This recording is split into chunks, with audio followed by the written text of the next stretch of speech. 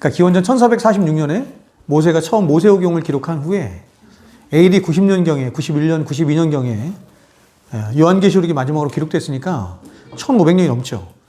굉장히 오랜 시간에 걸쳐서 성경이 기록된 거예요. 서로가 서로를 하나도 모르는데 이 사람들이 성령의 감동에 의해서 기록된 성경이 얌리아 회의에서 나중에 정경으로 결정이 되는데 이 모든 성경이 하나로 딱 결릴 때 너무 놀라운 거지, 성경이. 어떻게 이럴 수가 있을까? 1500년에 걸쳐서 성경이 만들어졌는데 이 성경이 완벽한 하나의 이야기를 쫙 그려가고 있는 거예요. 그게 이제 구속사적인 이야기고 하나님의 나라에 관한 이야기고 언약에 관한 이야기고 뭐 이런 거죠. 굉장히 놀라운 거예요. 여러분이 성경을 읽을 때 두 가지 관점으로 항상 봐야 돼요. 하나는 성경의 원저자가 누구다? 하나님. 그러니까 하나님의 관점으로 성경을 읽으려야 돼.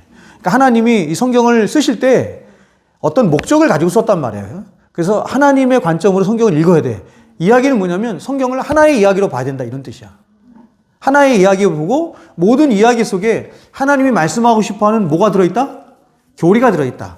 두 번째는 그래서 성경을 1차적으로 내가 로마서 12장을 한다 그러면 11장과 13장 연계돼서 이게 로마서의 전체적인 맥락 속에서 이 본문이 뭘 말하고 있는가 그걸 찾아야 되겠죠. 이게 1차야. 그러나 로마서는 자, 그럼 이제 로마서의 맥락 속에 성경을 봤다고 생각해요. 그 본문을. 근데 로마서를 쓴 사람이 누구지? 바울이잖아요. 그렇죠? 바울. 근데 바울은 로마서만 쓴 게 아니잖아. 고린도서 쓰고 맞죠? 그럼 다른 성경은 이런 내용을 뭐라고 말씀하나? 라고 바울이 쓴 다른 서신과 연결해서 또 보는 거야. 결국에는 그래서 성경 전체 속에서 이 본문은 어떤 위치를 차지하나? 이렇게 해야 성경이 제대되는 거예요.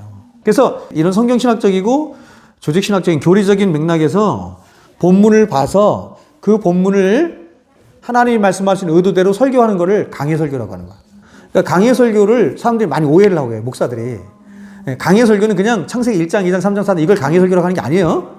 그건 본문설교라고 하는 거고 강해설교의 핵심은 어떤 본문이 있으면 그 본문을 통해서 하나님이 말씀하고 싶어하는 바를 설교하는 거예요. 성경은 신학이 뒷받침이 되지 않으면 신학의 토대가 되지 않으면 성경은 바로 알 수가 없는 거야. 근데 그 신학은 신학 3년 한다고 해서 되는 게 아니에요. 얼만큼 해야 되냐면 죽을 때까지 평생 공부를 하는 거예요. 첫 번째는 성경을 볼 때는 하나님의 관점으로 성경이 있는 거야. 왜냐하면 하나님이 쓰신 거니까. 두 번째, 성경은 누가 썼어요 또? 40여 명의 저자들이 썼죠. 그러니까 성경이 놀라운 거예요. 하나님이 쓰시기도 했지만 인간이 쓰기도 한 거야. 그렇기 때문에 성경을 연구할 때는 하나님의 관점으로 성경을 읽어야 되고 또 다른 하나는 뭐냐면 사람의 관점으로, 저자의 관점으로. 하나님께서 성경을 쓰실 때는 그 사람이 가지고 있는, 그 저자가 가지고 있는 지식적인 것들, 다음에 어떤 성정과 배경과 이런 것도 있잖아요. 이런 것들을 무시하지 않고 다 사용해서 쓴 거야. 근데 완벽하게 감동하셔서 축자적으로 하나님이 받아 쓰도록 하셨다, 이렇게 말하는 거야. 성경이. 그렇죠? 그러니까 성경을 읽을 때는 하나님의 관점으로 읽기도 해야 되지만 또 하나는 뭐예요? 이 사람이 어떤 생각을 갖고 있나? 이 사람이 배운 게 뭔가? 직업이 뭔가? 그리고 그 시대의 배경이 뭔가? 왜냐하면 성경은 그런 배경과 그런 역사적인 모든 배경 속에서 쓰여졌거든요. 그 사람의 어떤 성경 이런 것들이 쓰여졌거든요. 그래서 이게 합쳐지는 거예요. 성경은 스스로 얘기를 해. 이거는 하나님 말씀이다. 하나님의 말씀이 아니면 이걸 어떻게 써? 불가능해요. 인간이 이런 이야기를 쓸 수가 없어요. 세상에 있는 모든 종교들은 기독교 같은 종교가 세상에 하나도 없어요. 사람이 자신의 욕심을 투영하여 만든 게 종교예요. 이런 거거든요. 기독교는 여러분 성경이 다루지 않는 영역이 없어요. 성경은 어디까지 다루냐면 모든 만물뿐만 아니라 하나님까지, 영적인 세계까지, 마귀의 존재까지 모든 부분을 다 다뤄요. 성경을 여러분이 읽어보시면 이런 성경을 사람이 쓰는 것은 불가능하다라고 우리가 판단할 수밖에 없어요. 성경은 스스로 얘기해. 내가 하나님이다. 그래서 이 성경은 그냥 단순히 우리의 구원에 관해서만 말씀한 책이 아니라 우리의 생애와 우리의 인생과 우리의 영적인 부분과 우리의 구원과 하나님의 나라와 천사들의 세계와 모든 영적인 세계까지 모든 것들을 정확하게 분별하고 해석하고 이해할 수 있도록 하는 진리의 총체이자 진리 체계와 같은 거예요. 자, 여러분, 기독교가 아닌 모든 종교를 나누는 시금석이 뭐냐? 성경이에요. 그러니까 여러분, 그리스도인이란 넓게 얘기하면 그리스도인은 어떤 사람이냐면 성경을 믿는 사람을 말하는 거예요. 신적인 존재를 향해서 나의 전인격적인 반응을 하는 것을 신앙한다 이렇게 말해. 그러면 우리가 하나님을 향해서 신앙해. 성부, 성자, 성령 하나님을 향해서 신앙해요. 그러면 그죠? 그러면 무엇에 근거해서 신앙해? 그게 성경인 거예요. 하나님 말씀. 이유가 뭐죠? 하나님은 당신을 신앙하도록 하실 때 너희들 마음대로 하면 안 돼 이렇게 했어요. 왜냐면 자기들 마음대로 하면 자기들 악한 본성대로 지네끼리 막 하나님도 만들고 그러잖아. 그래서 구약에 지네끼리 막 하나님을 만들었어. 여러분 그 사람들이 금송아지라고 믿은 게 아니에요. 그 성경에 보면 아론이 얘기해. 야, 금송아지 되면서 뭐라고 하냐면 너희를 애굽에서 인도해낸 너희 신이다 이렇게 된다니까. 그러니까 이 사람들은 하나님이라고 믿은 거예요. 자기 욕심에 있는 하나님을 형상화하여 투영했더니 뭐가 나왔더라? 소가 나왔더라 이렇게 되는 거야. 소가. 여러분 형상화한다는 건 뭐냐면 형상 속에 내가 믿고 신앙하는 하나님을 제한시킨다 이런 뜻이야. 그 모든 것들 넘어 계신 분이 하나님이시기 때문에. 그래서 십계명에서 형상화하지 마라 이렇게 말하는 거예요. 여러분 기독교의 가장 중요한 특징 중에 하나가 뭐냐면 기독교는 이심전심이 아니라 그러지. 기독교는 어떻게 해요? 굉장히 명료해요. 하나님이 나타나가지고 우리한테 너 나 알지? 네가 알아서 믿어. 이게 아니에요. 명시적으로 말씀하셨어. 그거를 뭐라고 한다? 계시라고 한다. 그렇게 계시로 주신 게 뭐다? 성경이다. 성경이 주실 것. 성경은 크게 두 가지로 나누어져 있어요. 복음하고 율법.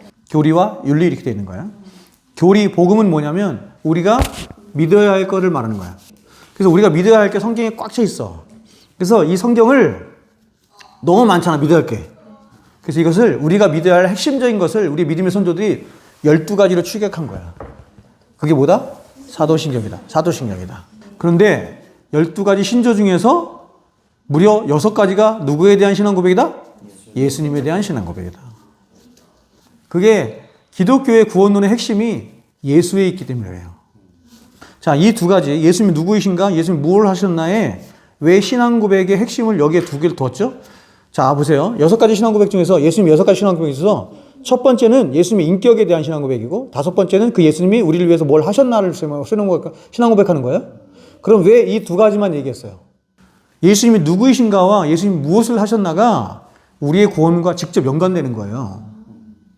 기독교는 어떤 가르침 위에 세워진 종교가 아니에요. 근데 기독교는 어디 위에 세워졌어요?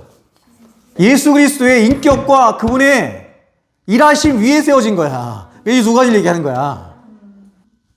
우리를 구원하는 거는 예수님의 가르침이 구원하는 게 아니에요. 예수님의 인격이 우리를 구원하는 거예요. 예수님이 우리를 위해서 하신 일이 구원받는 거예요. 여러분, 예수님이 우리를 위해서 십자가에 죽으셨죠? 그것만으로 구원 못 받아요? 하신 일이지만 왜 그래요? 그분이 우리를 위해서 십자가에 죽으시고 부활하셨지만 그 십자가에 죽으시고 부활하신 예수님이 어떤 분이어야 되는 거야? 완전한 하나님이시고 완전한 인간이 돼. 이 인격이잖아. 예수님이 완전한 하나님이시고 인격이 아니신데 그분이 나를 위해서 죽으셔야, 그분이 나를 위해서 부활하셔야 아무런 소용이 없는 거예요. 그래서 처음으로 중요한 게 뭐냐면 예수님이 누구이신가가 중요한 거예요. 여러분, 예수님은 지금도 사람으로 계세요. 여러분, 우리가 구원받을 때 한 인격으로 구원받는 거예요. 영혼으로만 구원받지 않고 육체로도 전인으로 구원받는 거예요. 예수님은 지금도 왜 완전한 하나님이고 사람으로 계세요? 여러분, 지금도 예수님이 완전한 하나님이시고 완전한 인간이 아니시면 그분은 우리의 중보자가 될 수 없어요. 우리의 구원이 이루어질 수가 없는 거야. 우리의 영원한 중보자가 되시기 위해서 예수님은 영원토록 하나님이시지만 사람이 되기로 하신 거예요. 그래서 예수님은 성령으로 오신 거예요. 그래서 내가 성령을 보내겠다 이렇게 말한 거야. 왜 성령을 보내실까요? 예수님은 편지하시는 분이 아니시기 때문에 그런 거예요. 예수님은 사람이 되시면서 편지를 포기하신 거예요. 그래서 예수님 우리 안에 어떻게 거하신다? 성령을 통해서 거하시는 거예요.